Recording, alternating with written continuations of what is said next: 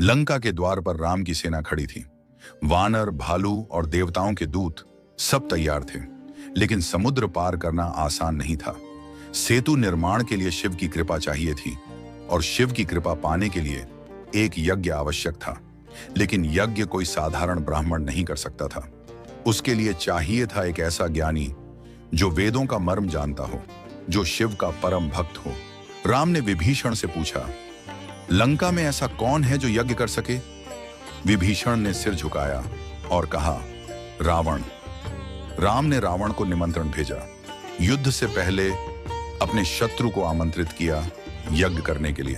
रावण ने पत्र पढ़ा, उसके हाथ कांप गए।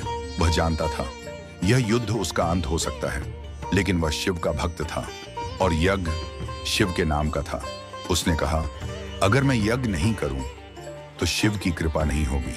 अगर मैं करूं तो राम की विजय निश्चित है। तो क्या मैं अपने ही वध का मार्ग प्रशस्त करूं?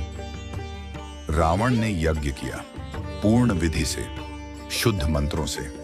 उसने कोई त्रुटि नहीं की। यज्ञ के अंत में उसने आंखें बंद की और कहा, हे शिव, मैं जानता हूं राम तुम्हारा ही रूप है। अगर मेरी मृत्यु तुम्हारे हाथों होनी है तो मैं उसका द्वार स्वयं खोलता हूं। यज्ञ के बाद विभीषण राम के पास आए।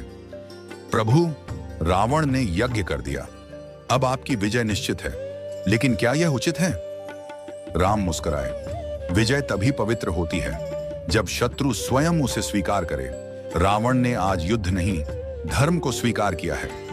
युद्ध हुआ, रावण लड़ा पूरी शक्ति से, लेकिन उसके भीतर एक मौन था, जैसे वह जानता था अब वह हारने नहीं, मुक्त होने आया है। जब राम ने अंतिम बाण चलाया, रावण ने आंखें बंद की और कहा, हे शिव, अब तुम मुझे स्वीकार करो। राम ने लक्ष्मण से कहा, जाओ उससे ज्ञान लो, क्योंकि वह अब भी एक ब्रह्मज्ञानी है। रावण ने कहा, यज्ञ ही मेरा अंतिम कर्म था। मैंने राम को नहीं हराया, मैंने राम को स्वीकार किया। आपको यह कहानी कैसी लगी कमेंट करके जरूर बताइए।